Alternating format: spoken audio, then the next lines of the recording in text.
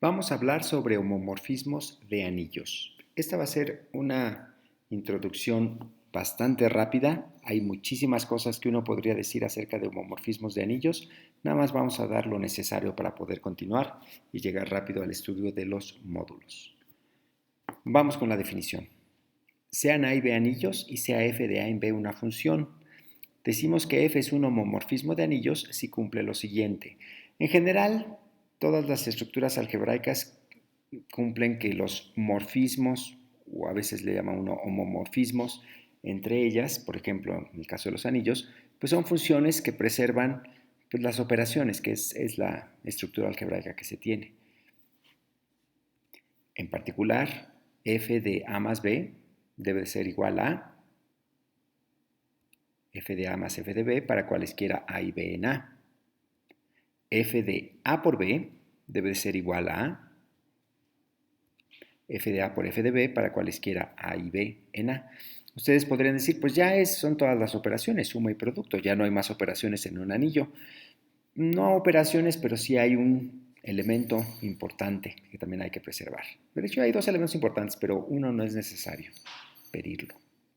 F de 1 tiene que ser igual a 1. El 1 de A tiene que ir a dar al 1 de B. Si esto no lo pido, no lo puedo deducir a partir de las otras. Ustedes podrían decir, bueno, también tendría que pedir que f de 0 tiene que ir a dar a 0. Eso lo puedo demostrar. Lo puedo demostrar a partir de las propiedades que tengo arriba. Bueno, un isomorfismo es un homomorfismo biyectivo. Un endomorfismo es un homomorfismo de un anillo en sí mismo. Endo es hacia adentro. Un automorfismo es un isomorfismo de un anillo en sí mismo. Noten que un automorfismo es un isoendo. Dos anillos A y B se dice que son isomorfos, denotado A y luego un igual con una tilde arriba, con B, si existe un isomorfismo de A en B. Por cierto, si hay un isomorfismo de A en B, también el inverso va a ser un isomorfismo de B en A. Entonces, a veces uno nada más dice si existe un isomorfismo entre A y B. Vamos a dar algunos hechos sencillos acerca de los homomorfismos. Es una lista muy corta de algunos hechos importantes, relativamente fáciles de demostrar. La identidad en el anillo R es un automorfismo. La composición de homomorfismos es un homomorfismo.